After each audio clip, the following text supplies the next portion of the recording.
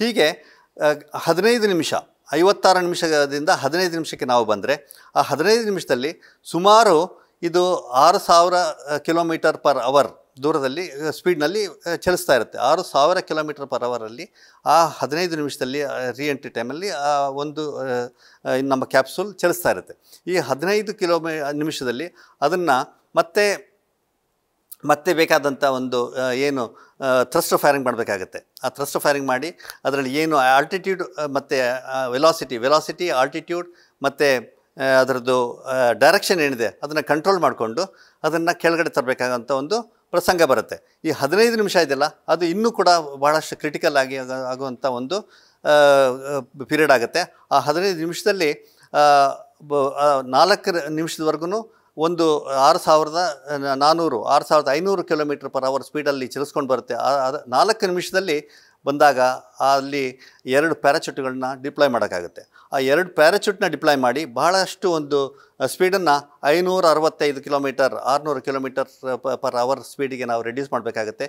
ಅದರಿಂದ next 2 kilometre 2 ನಿಮಿಷ ಅಂದರೆ ಟಚ್ ಡೌನ್ಗಿನ 2 ನಿಮಿಷ, ಟಚ್ ಡೌನ್ಗಿನ 4 ನಿಮಿಷದಲ್ಲಿ 2 ಪ್ಯಾರಾಚೂಟ್ ಡಿಪ್ಲಾಯ್ ಆಗುತ್ತೆ. ಟಚ್ ಡೌನ್ಗಿನ 2 ನಿಮಿಷದಲ್ಲಿ ಇನ್ನೂ 4 ಪ್ಯಾರಾಚೂಟ್ ಡಿಪ್ಲಾಯ್ ಆಗುತ್ತೆ.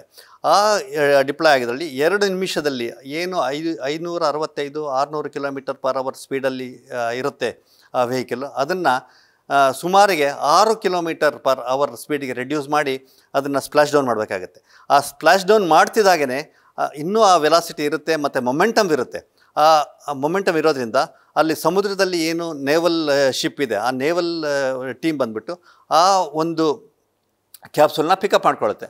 ಆ ಪಿಕಪ್ ಮಾಡಿಕೊಂಡು ಅದನ್ನು ಶಿಪ್ಪಿಗೆ ತೊಗೊಂಬರ್ತಾರೆ. ಶಿಪ್ಪಿಗೆ ತಂದು ಅದರಲ್ಲಿ ಏನು ಹ್ಯಾಚೆಟ್ ಡೋರ್ಸ್ ಅಂತ ಇದೆ, ಹ್ಯಾಚೆಟ್ ಡೋರ್ಸ್ನೆಲ್ಲ ಇನ್ಸ್ಪೆಕ್ಷನ್ ಮಾಡಿಕೊಂಡು ಯಾವುದೇ ರೀತಿಯಾದ ಒಂದು ಡ್ಯಾಮೇಜ್ ಇಲ್ಲ, ಯಾವುದೇ ರೀತಿಯ ತೊಂದರೆ ಇಲ್ಲ ಅಂತ ಹೇಳಿದ್ಮೇಲೆ ಆ ಹ್ಯಾಚೆಟ್ ಡೋರ್ಸ್ನ ಓಪನ್ ಮಾಡ್ತಾರೆ.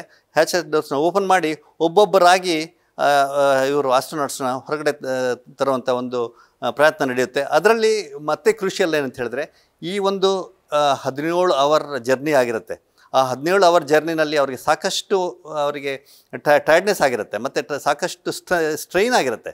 ಏಕೆಂದರೆ ಇದು ವೆಹಿಕಲ್ ಮೂವ್ ಆಗ್ತಾ ಇರಬೇಕಾದ್ರೆ ಮತ್ತು ವೆಹಿಕಲ್ ಆ ಸ್ಪೀಡಲ್ಲಿ ಬರ್ತಾ ಇರಬೇಕಾದ್ರೆ ಆ ಇರುವಂಥ ಒಂದು ಕಂಡೀಷನಲ್ಲಿ ಅವರಿಗೆ ಸಾಕಷ್ಟು ಸ್ಟ್ರೈನ್ ಆಗಿರುತ್ತೆ. ಆ ಸ್ಟ್ರೈನ್ ಎಷ್ಟಾಗಿದೆ, ಅವರು ಎದ್ದು ತಾವಾಗೆ ಬರುವಂಥ ಒಂದು ಸ್ಥಿತಿಯಲ್ಲಿ ಇದ್ದಾರಾ, ಇಲ್ಲಾಂದರೆ ಅವರಿಗೆ ಸಪೋರ್ಟ್ ಬೇಕಾಗುತ್ತಾ, ಅದನ್ನೆಲ್ಲ ನೋಡಿಕೊಂಡು ಹೆಲಿಕಾಪ್ಟರ್ಗಳು ಕೂಡ ಆಪ್ರೇಟ್ ಮಾಡ್ತಾರೆ.